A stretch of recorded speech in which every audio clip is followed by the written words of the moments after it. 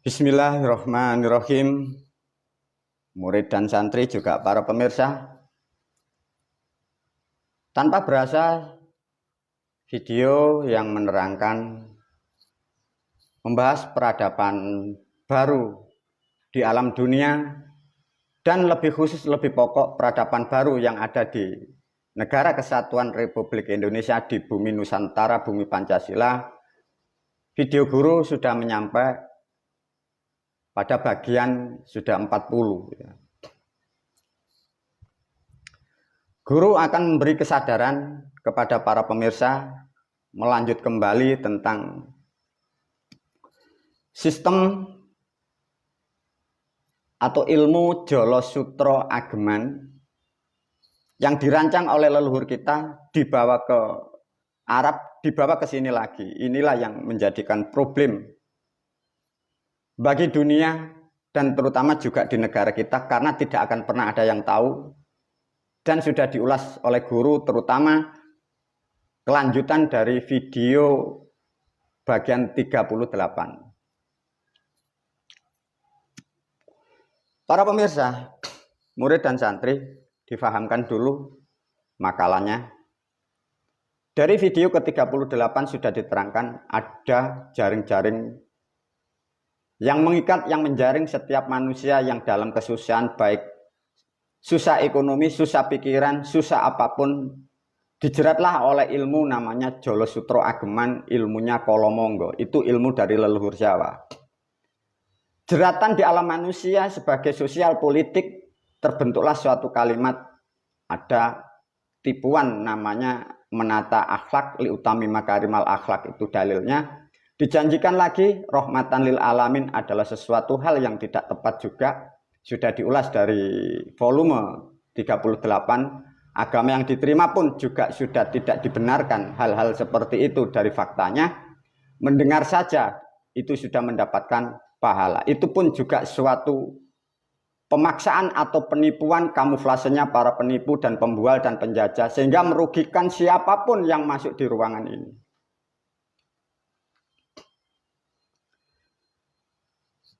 Dari apa yang dibuatlah konsep dan dalil-dalil itu, para pemirsa. Tatkala manusia terjerat jaring laba-laba, kalian dituntun masuk dalam ranah ruangan ini. Tatkala sudah masuk di sini, harta apapun kalian akan dipretelin di sini, dihabisin. Yang makan namanya Kolomonggo. Kolomonggo dipahamkan para pemirsa, atau laba-laba, itu dia bisa makan hanya diam diri. Ya.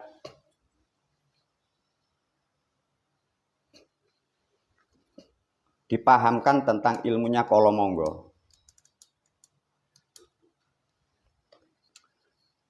Ilmu dari leluhur itu, ilmunya Kolomonggo menjadi ilmu Jolo Sutro dalam sosial berbangsa dan bernegara, namanya politik agama.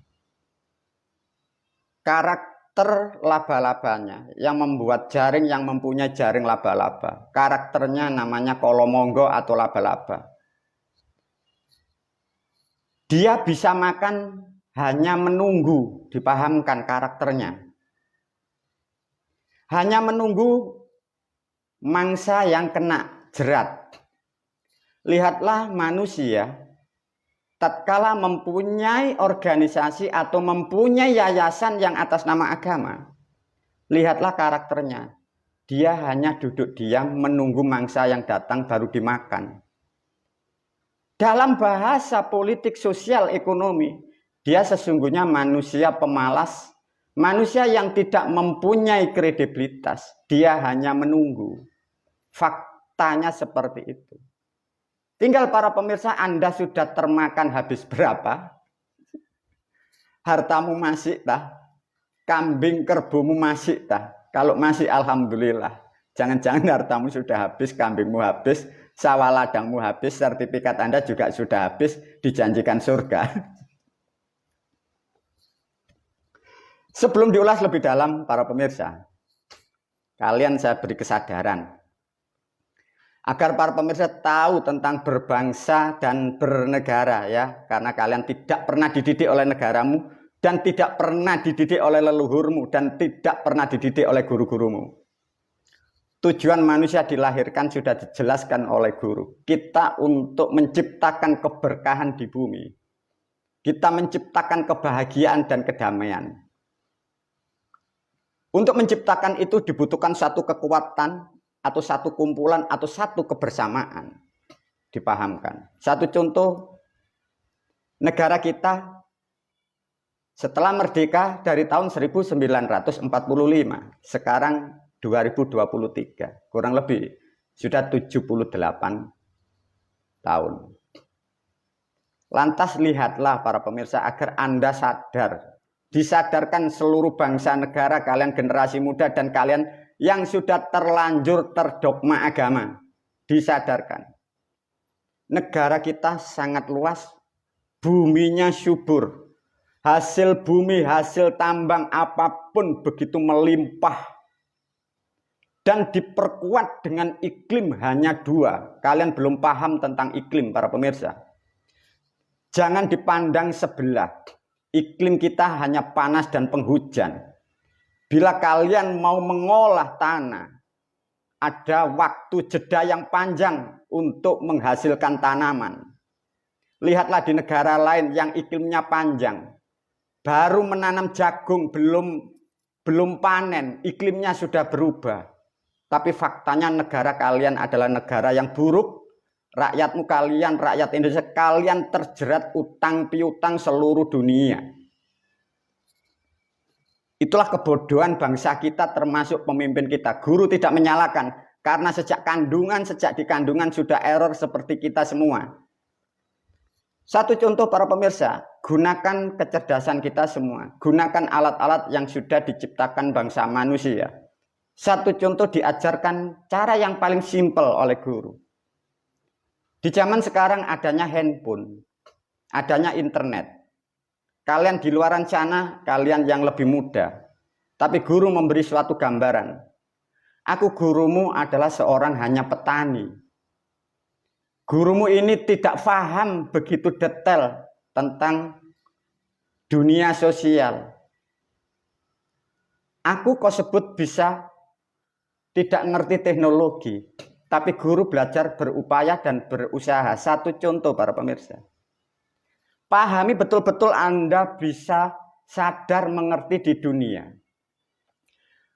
Guru coba mempelajari, lihatlah kalian agar tahu dunia ini luas. Jangan melihat di masjid dan di musola. Jangan hanya melihat kitab. Lihatlah dunia, ambil perbandingan dengan negara lain. Lihatlah negara lain, kapal-kapal pesiar begitu indah. Rakyatnya begitu bahagia, rukun. Dia bernyanyi, bergembira, berkesenian, berbudaya.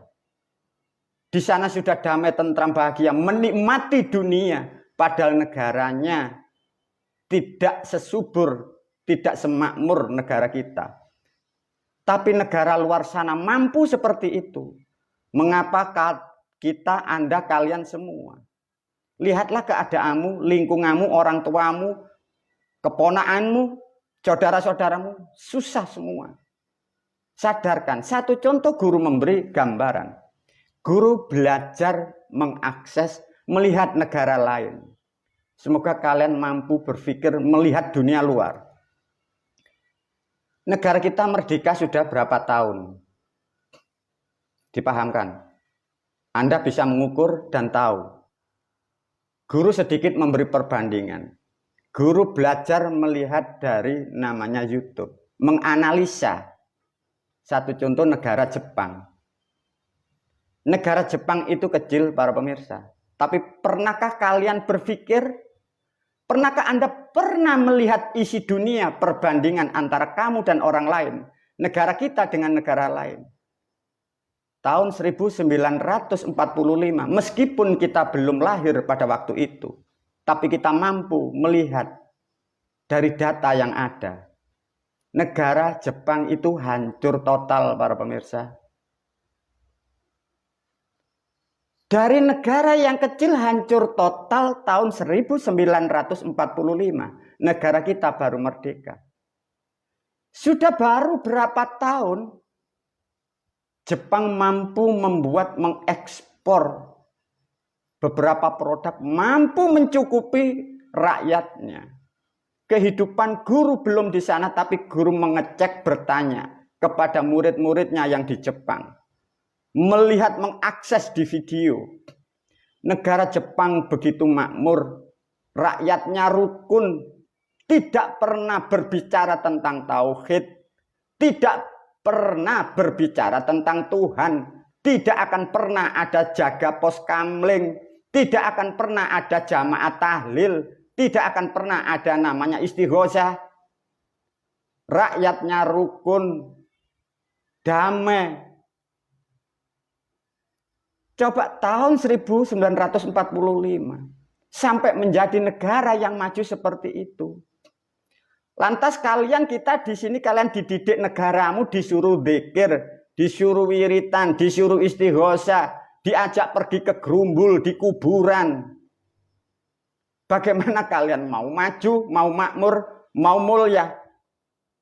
Nah, pendidikan itu ya dari gurumu, dari kitab-kitabmu yang kalian yakini. Dan negaramu dalam kebodohan sekalian juga. Lantas gimana, guru? Terserah kalian para pemirsa di luar. Mau berubah atau tidak kalian. Kalau tidak mau, Anda akan tertinggal dengan sendirinya. Coba lihat perbandingan. Buka sendiri di YouTube atau di Google. Satu contoh negara Korea. Negara Korea itu merdeka tahun berapa? Tolong dianalisa. Dengan Indonesia hanya selisih berapa tahun, selisih berapa hari. Negara itu mampu menciptakan suatu negara untuk rakyatnya, untuk bangsanya. Damai, tentram, bahagia, penuh kemerdekaan yang mutlak. Semoga video ini menyadarkan kalian, jangan terjerat atas nama agama. Kalian ditipu orang-orang dahulu. Penipunya sekarang menjadi negaramu sendiri. Atas nama kurikulum. Dan orang-orang yang berdakwah itulah orang-orang yang terpelosok. Itulah yang menghalangi negaramu untuk merdeka. Semoga video ini betul-betul mampu membuka cara berpikir kalian. Lihatlah di negara luar sana. Apakah kalian tidak menginginkan kehidupan anak-anakmu, masa depan anak-anakmu, cucu-cucumu seperti di luar sana? Begitu rukun, begitu damai, begitu indah. Tapi mengapa kalian masih terprovokasi atas nama Tuhan, agama, demo, atas nama Tuhan, zikir, tahlilan? Lantas bagaimana, guru? Itulah faktanya. Dengan demikian maka guru berupaya dan mengusahakan dogma-dogma penipuan yang atas nama agama akan saya benahi dan akan aku hilangkan di atas bumi Pancasila. Agar rakyat, umat, bangsa, dan negaraku akan mendapatkan kemerdekaan yang mutlak. Sehingga generasi yang akan datang mampu dan menerima suatu kemerdekaan, sehingga rakyat umat akan mendapatkan kebahagiaan, kedamaian, sampai kelak waktu yang tak akan pernah terbatas. Wabillahi taufiq wal hidayah wa ridha wal inayah. Assalamualaikum warahmatullahi wabarakatuh.